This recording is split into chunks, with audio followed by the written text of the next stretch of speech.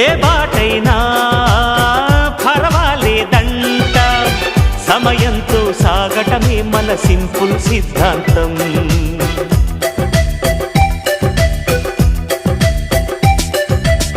చిరుగాలికి పరిమళమిచ్చే సిరిమల్లెల వనమై ఉందాం, గగనాన్ని నేలను కలిపే హరివిల్లుల బంతెన అవుదాం. ఆనందం అంటే అర్థం మనమందా, ప్రతి పూట పాటై సాగే హుషారు సరిగమలో. ఎన్నో ఎన్నో రాగాలుండే సంగీతం కాదా, చల్లకి నవ్వుల కేరింత.